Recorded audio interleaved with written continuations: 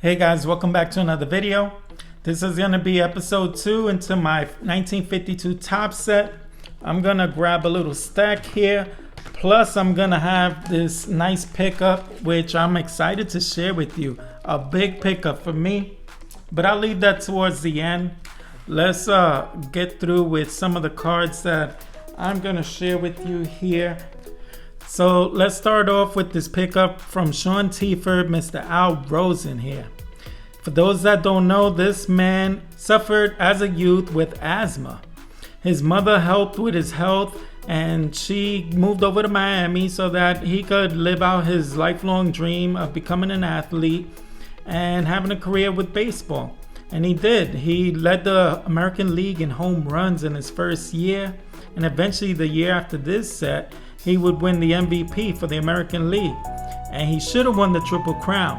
He missed that Triple Crown by an inch for the batting title, and I'll say an inch because he beat out a grounder at first base but was called out, and everyone was pissed off because they really wanted him to win that Triple Crown, but the umpire after the game explained that he missed the bag by an inch, and that's why he called him out. So even though he beat out the plate, he missed the bag. If he would have hit that bag, he would have been the 1953 Triple Crown winner. So let's put him where he belongs, right there. And following him, I have Johnny Gruff. Johnny Gruff was lauded by the Tigers to be the next Joe DiMaggio. Could you believe that? He tore up the minors and he had a great average. He hit for pop and they actually compared him to Joe DiMaggio. He never lived up to those lofty expectations, and eventually after 52 he was traded by the Tigers. So this would be the last time you see him with the big D on his hat. Johnny Gruff.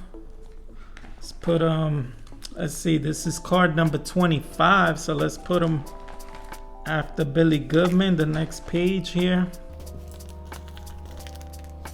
And then I have this lot which I picked up from John Paparazzi. A few cards here. So let's start off with the first one, which is of Sam the Jet Jethro. This man tore up the Negro Leagues. He was the first man to break the color barrier for the Boston Braves. But with the Negro Leagues, this man won 3 Steals Championship, twice was the batting title winner, and as a rookie, he won Rookie of the Year at age 32. He actually led the league in steals that year too, but his best year was in 51. He had a better year, and as you could tell, he had a nice average with 18 home runs, and he also led the league in steals that year. So although this is a beater and it's going to be a placeholder, I do hope to upgrade this in the future. Sam the Jet Jethro. You could only imagine what kind of a career he would have had if he would have not came up at the age of 32. So after that one, I have here Mr. Ted Klozewski, the Big Clue. This man hit above 307 times. And he also 3 times hit over 40 bombs. This man had some pop. He also led the league in homers in 54. But most of you know him for his iconic card with his 1957 Topps card. Ted Klozewski.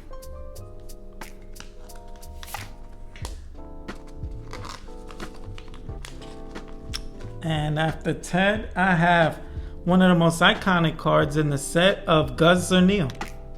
And as you could tell, he has those 6 balls stuck to his bat. And many wondered when they opened up this pack, what the hell is going on with this card? Because it has so much going on. Now, for those who don't know, Gus O'Neill was a prankster. He was a jokester. He had great sense of humor. And that's why Topps elected to illustrate him in such a fun way. He actually took a picture that they used for this card back when he hit 6 home runs, 2 in every game over 3 games. And then after that game, the 3rd game, they took a picture of him. And he actually hit another home run the following day, making it 7 home runs in 4 games. But because of his great sense of humor, not only did they capture him with this pick, they decided to hit him off with a pink t-shirt very discreetly. So that's one fun way that they had fun with Gus O'Neill. The other one was they decided to misspell outfield Philadelphia. You see right there, they spelled it Antfield and Philadelphia. So many, they don't catch that little error that they did, and that's a way that they wanted to commemorate Gus O'Neill, who, although he was a prankster, he was a big bopper. This man was one of 4 batters throughout the 50s that hit the most home runs, along with Mickey Mantle, Yogi Berra, and Larry Doby. So after him, I have this card, which is a double. So I have a better copy already in here, so I'll probably put that in a future lot, try to recoup some money. But the next one after that I have is of Mr. Dale Mitchell. Beautiful card here. Look at the background of that stadium. I'm telling you, these landscape cards are the ones.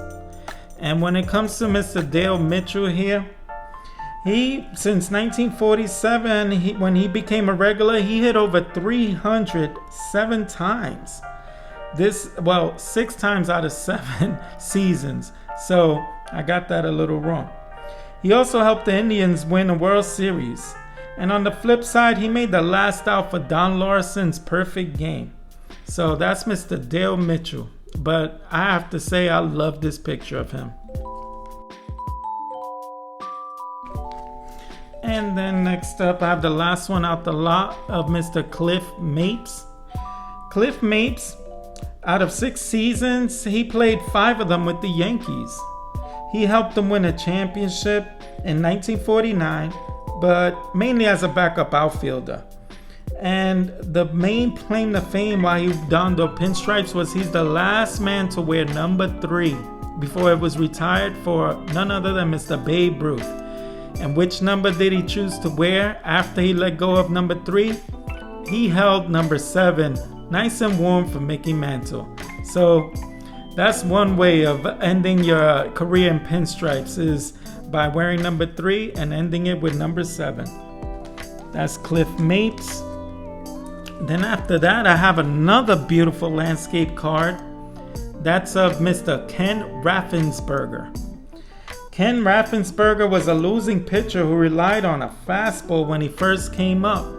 He was a flamethrower, but after he suffered a lot of arm trouble, he started to incorporate a lot of pitches, a lot of varieties. So he was noted as having one of the biggest repertoires of pitchers. Now, I love this picture. Look at the people milling around in the background as he's warming up.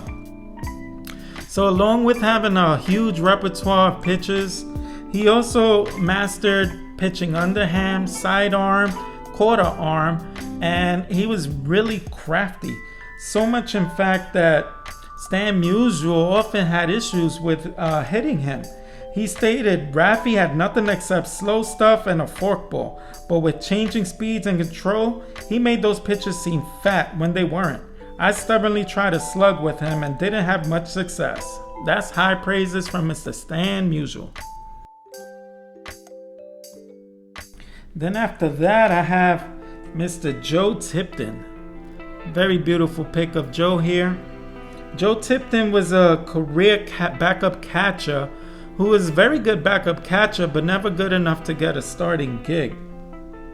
This man will go down for being part of one of the most lopsided trades in Major League Baseball history.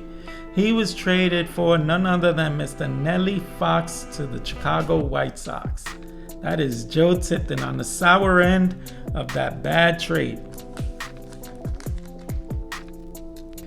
And then next I have Mr. Dick Krachowski. Look at those blue eyes on Dick Krachowski, almost looking like he's possessed or something. Unfortunately, he wasn't possessed on the field because he wasn't that good. He only played 6 years as a first baseman, and his best year was commemorated here in this the backs over here, where you can see he has a nice average of 287 with 12 home runs and 57 RBIs. I mean, that's Dick Krachowski. At least he's commemorated and freeze framed with those stats on this card. And then next up I have Sal Rogovin in 1951. He led the league with a 2.78 ERA. He was a good pitcher who suffered from arm issues later on. He didn't have a choice but to be considered a junk ball pitcher afterwards, and he was described as pitching slow, slower, and stop. And he didn't care. He says, who cares as long as I'm winning? They can have the fastball. That's Mr. You Better Call Saul Rogovin. And next I have Mr. Howie Judson. Howie Judson was also a career-losing pitcher who never had a winning season, and 51 was the closest he ever came to even pitching 500, as you could tell there. He had 5 wins and 6 losses. That's the best he ever had percentage-wise. That's Howie Judson. So I'm going to wind this down. 2 more cards before I get to my pickup. These are common players like this Joe Presto, who didn't have much of a career, but his nickname was Old Babyface and Baby Joe. As you can tell, he has that babyface smile there. Very beautiful card with people in the background. Number 220 here. And the last one that I'm going to share before the pickup is a very odd landscape card. They usually have some of the best looking landscape cards, but this one is the direct opposite. Looks like he's in an airplane hangar or warehouse. Very odd that they didn't take advantage of a beautiful scenery. Gil Cohen, at the age of 10, he actually had his thumb partially amputated due to an infection. This man in his first year actually batted 500, and he batted 21 for 42, and it was the highest average until someone beat him out in 1996. And he also tied a major league record of hitting 2 triples in the same game. That's Gil Cohen. So let's get that over there. And now I'm excited to share with you a pickup here. Trying to keep this at about 15 minutes, but I do want to get into some detail. I'm excited. Big pickup here. And drum roll. Andy Pafko. Check it out. One of the big cards in this set. And when it came to this card, I wanted to pick one up that presented so beautifully, eye appeal wise. Looks like it would have graded maybe an 11. And this one fits the bill. Let's take a look at this one. Wow, look at the eye appeal on this thing. It is gorgeous. This is exactly what I had in mind when I set out for this, and it took me so long to find a perfect one. So I know I'm being facetious, but you have to understand, I did not want a great looking Andy Pafko card because I wanted this card to be what it was meant to be, which is the number 1 card of the set, and thus it suffered from severe condition issues. As you could tell, they rubber banded it on the top and it chewed into the border there, and actually still has rubber band creases on the side right here, and on the top and bottom it has rubber band creases. But what I wanted was minimal snowing, minimal creasing across the face. I wanted the image to still be good, but I wanted it to show the rough and rugged reason why this card is actually just as expensive as a Hall of Fame card. And it was even loved to the point where someone put like the devil mustache and beard there. So someone must have hated Andy Pafko. And that artist must have initialed it DP. This is the most perfect looking card I could have imagined to pick up. And I mean, I'm in love with this card. This is what I wanted. I wanted it to represent what this card truly was in this set, which was condition issued card. So let me get this into a card saver so I could put it in its place as card number 1. And I think this is a beauty, a stunner. I told John Mangini my idea of not having a very beautiful example, but one that typified what this card was. And Andy Pafka wasn't even a bad player or a common player. He was actually very good. His nickname was Handy Andy when he first came up because he was great defensively. They actually called the dive that he used to do running forward towards the infield to make a catch as the Pathko dive. So that's how good he was. He was a 5-time All-Star. And he was actually the one that had the view from underneath, the shot heard round the world, hit by none other than Bobby Thompson. So, sorry, almost had a brain fart there. But he had so much going on with his career, and to just watch that, I guess, back-breaking blow by Bobby Thompson, he was the one that had the view of it. So that's gonna end things now for part 2. I want to thank all you guys for commenting and letting me know what you thought about this journey for me and wishing me well wishes. I hope you're gonna stay tuned for the next episode. But until then, I'm going to wish everyone happy hunting when it comes to cards. I want everyone to stay safe, be blessed, and I will see you on the next one. Bye.